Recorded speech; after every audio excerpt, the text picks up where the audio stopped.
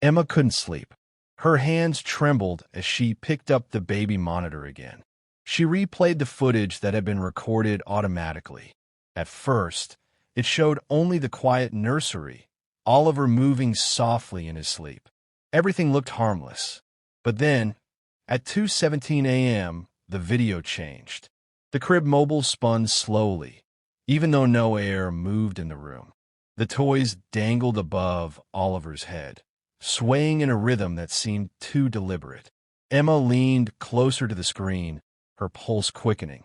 Then she saw it. A tall, shadowy figure appeared beside the crib. It had no clear face, just a dark shape that seemed to bend the light around it. It leaned over Oliver, its long arms stretching toward him. Emma gasped out loud, covering her mouth with her hand. Her eyes filled with tears as she whispered, "Oh my God." Oliver squirmed on the video, his tiny arms reaching upward. He wasn't crying. He was staring directly at the shadow. For a moment, the figure seemed to lift him slightly, though the crib bars remained untouched. Emma's stomach twisted with fear. She pressed rewind, replayed it again, hoping she was imagining it. But the footage stayed the same. Then came the most horrifying part. The shadow turned its head, not toward the baby, but straight into the camera. Its blank, faceless darkness filled the monitor screen for a second, as if it knew Emma was watching. The feed ended in static. Emma dropped the monitor, her whole body shaking. She clutched Oliver in her arms, rocking him, tears streaming down her face. The horror was undeniable now. Something unnatural had entered their home, and it wasn't finished yet. The air inside the small house grew colder, heavier, almost unbreathable. Ethan's hands trembled as he held the doorframe, his body frozen in fear. The intruder stood still in the living room, his back no longer turned. Slowly, with unnatural calm, he lifted his head and turned toward the hallway. For the first time, Ethan saw his face. It wasn't normal. It was pale, stretched with a disturbing smile, and his eyes glowed faintly in the dim light, reflecting something inhuman. Ethan's chest tightened, as if his breath had been stolen away. The man wasn't just an ordinary thief. Something about him was wrong, terrifyingly wrong. The silence broke when the intruder took one slow step forward. The wooden floor creaked under his weight. Ethan stumbled backward into his room, his mind screaming to run, to escape, but his body felt too heavy. The intruder's footsteps grew louder, closer, each one echoing through the house like a countdown. Ethan grabbed his phone from the bedside table, but his hands shook too much to unlock it. The screen lit up, casting a glow across his terrified face. The moment the light appeared, the intruder stopped. Then, in one swift, chilling motion, he turned his head directly toward Ethan and smiled wider. Before Ethan could react, the scene seemed to collapse into darkness. The power flickered, the house drowned in shadows, and only the sound of breathing remained. The last thing Ethan saw was the stranger's horrifying face stepping closer, filling the doorway. And then nothing. The screen fades to black with one cold message. Always lock your door at night. You never know who might be waiting outside. Some people say that lighthouses are alive. Not like humans, but they have a strange kind of life. They can feel things. They remember the people who stayed there. Their pain, fear, and loneliness. And sometimes they show these things to others too. Just imagine, you're walking up those narrow stairs at night. Every step creaks under your foot. The air is freezing cold, even though all the doors are shut. You reach the top, and the light is off. Then suddenly, it flashes once, even though no one turned it on. You look out the window, there's only the black ocean. Then suddenly, someone appears, standing on the rocks. Just standing, completely still, staring at the lighthouse.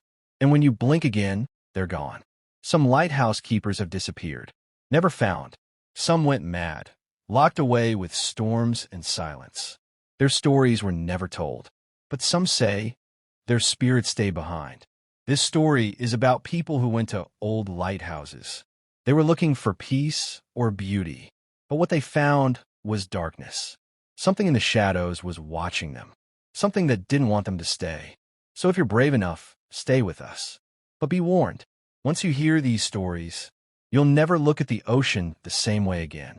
The story begins on a small, isolated island called Black Rock. It was far from the mainland, and there was only one building on it, an old, rusted lighthouse that had been shut down for decades. The government tried many times to destroy it, but something always went wrong. Boats flipped over. Workers disappeared. Eventually, they gave up. People forgot about the lighthouse with time. But every year, just before winter, some fishermen reported seeing a faint light from the sea. A soft, yellow glow, just for a few moments, then gone. But the lighthouse was closed, wasn't it? This time, the government sent a small team of 3 people. Dr. Arif Hussain, a historian. Madiha Gulzar, a young researcher who studied mysterious buildings. Bakir Ali, a tech expert who used drones and cameras to collect data. They traveled by boat to the island. The journey wasn't easy, thick fog, rough waves. When they reached the lighthouse, a strange coldness surrounded them. It wasn't on their skin, it felt like it touched their soul. Madiha looked up at the sky. This light, this air, something's not normal here. Dr. Arif smiled. We're here for facts, not ghost stories. He didn't know those facts would shake his mind. Chapter 3. Inside the lighthouse.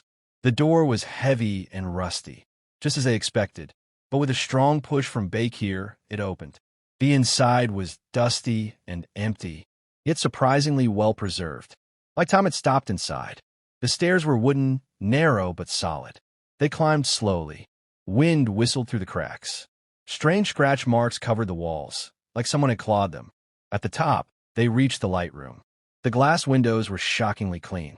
Madiha whispered, "Someone cleans this, someone is here." Or something. At that moment, they heard a loud slam from downstairs.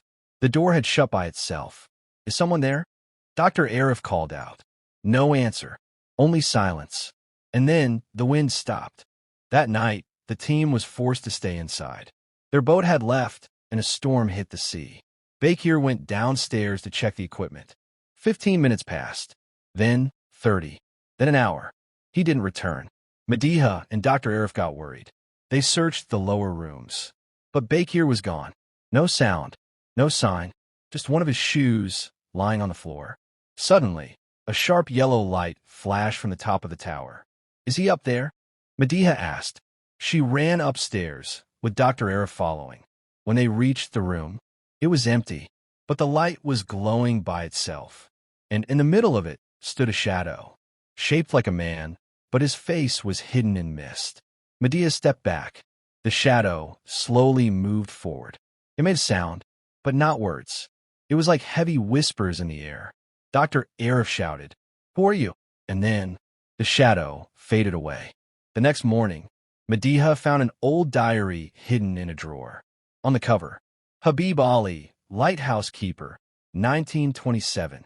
Inside it said, "They locked me here. Every night, a shadow comes. It stares at me and asks, 'Did you light the lamp?' I say no, and it replies, 'Then why are you still alive?' One night, I lit the light to save a boat. And that night, I died. But I never got a grave. I got this tower instead. Now I light the beacon, the final light, so the next person never leaves." Dr. Arif closed the diary. His hands were shaking. Madiha whispered, "Does that mean Bakir?" He nodded slowly. "He's now part of the tower." Madiha decided she wanted to leave, but the boat didn't return. The radio stopped working, and the sea roared louder than ever. Every night, the light came on by itself. Every morning, the tower was clean again. Then, Madiha started hearing footsteps on the stairs. The same ones Bakir had heard before he disappeared. One night, while sitting alone, the door slowly opened, and a shadow walked in. It looked like Bakir. Frozen face, empty eyes. "Madiha," he said, "I need to light the lamp. Will you come with me?" Madiha screamed and slammed the door shut. But now, he started appearing in her. 2 weeks later, a rescue team reached the island. But it was empty. No Madiha, no Dr. Arif, no Bakir, just the lighthouse, glowing brightly, as if someone had just lit the lamp. Near the door, there was a note. We are now the guardians of the light. We won't let it go out. Because once someone comes here, they never leave. They just become a part of the final light.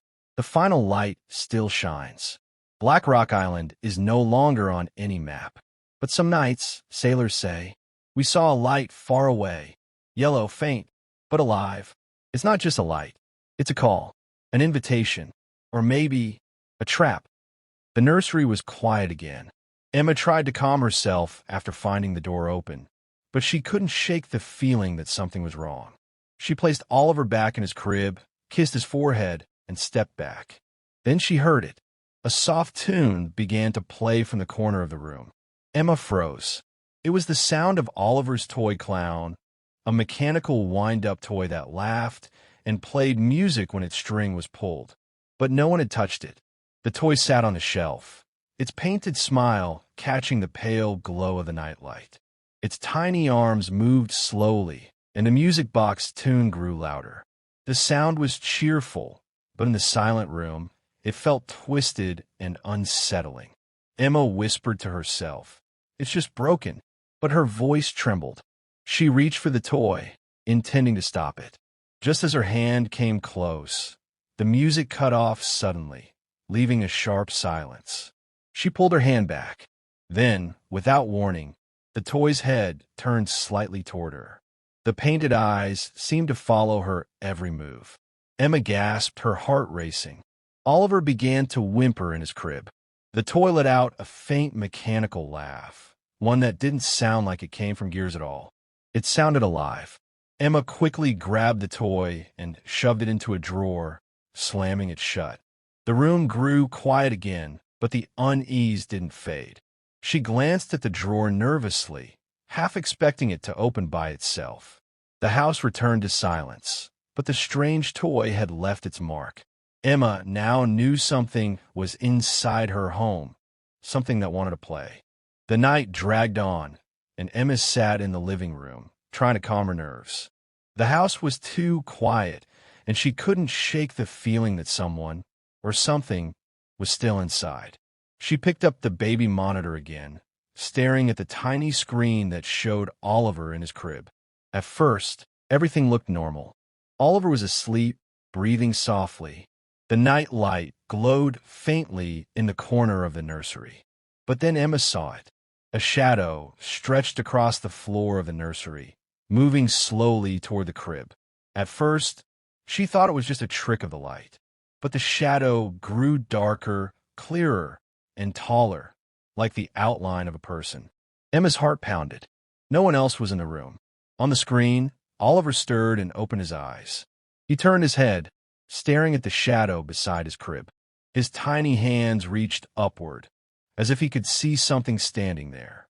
The crib mobile swayed without being touched, casting faint reflections across the walls. Emma whispered, "No, this can't be real." She tapped the monitor, hoping it was just interference. But the image remained. The shadow leaned closer to the crib, bending unnaturally, its shape warping as if it wasn't bound by the laws of the room. Oliver's lips parted, but no sound came out. His eyes stayed locked on the figure. Suddenly, the shadow shifted. Its head turned sharply toward the camera. For a split second, Emma felt as though it could see her watching through the monitor. The screen flickered with static, and the shadow vanished. Oliver lay in the crib again, quiet and still. But Emma knew what she saw. Something had been standing by the crib, watching her baby. Emma couldn't sleep. Her hands trembled as she picked up the baby monitor again. She replayed the footage that had been recorded automatically. At first, it showed only the quiet nursery, Oliver moving softly in his sleep. Everything looked harmless. But then, at 2:17 a.m., the video changed. The crib mobile spun slowly, even though no air moved in the room. The toys dangled above Oliver's head, swaying in a rhythm that seemed too deliberate. Emma leaned closer to the screen, her pulse quickening. Then she saw it. A tall, shadowy figure appeared beside the crib. It had no clear face, just a dark shape that seemed to bend the light around it. It leaned over Oliver, its long arms stretching toward him. Emma gasped out loud, covering her mouth with her hand. Her eyes filled with tears as she whispered, "Oh my God." Oliver squirmed on the video, his tiny arms reaching upward. He wasn't crying.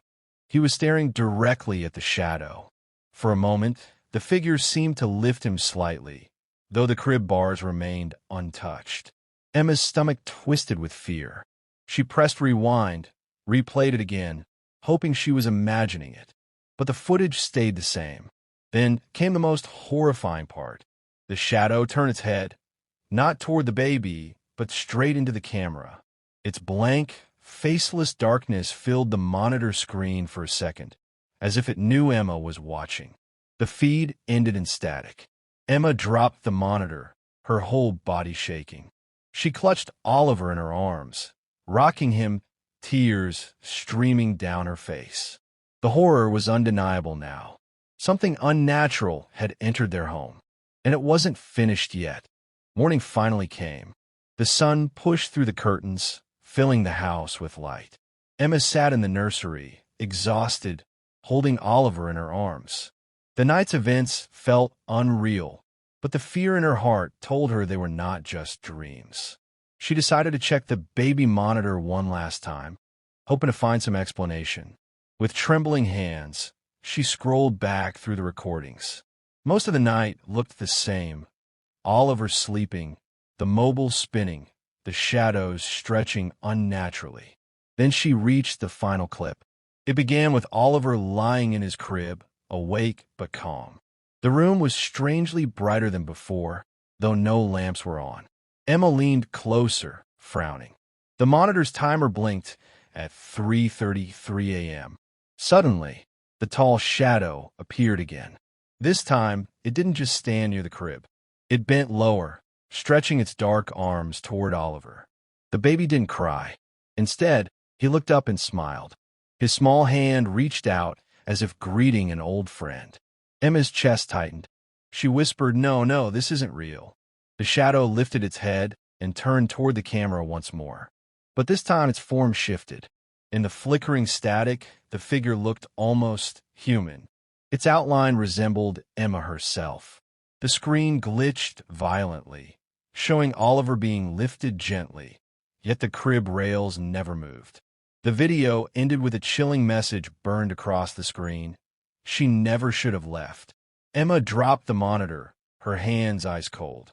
Tears blurred her vision as she clutched Oliver tighter. The final twist was clear. Whatever had visited that night wasn't just a shadow. It was something tied to her, something that knew she had left her baby alone, and it had promised to return.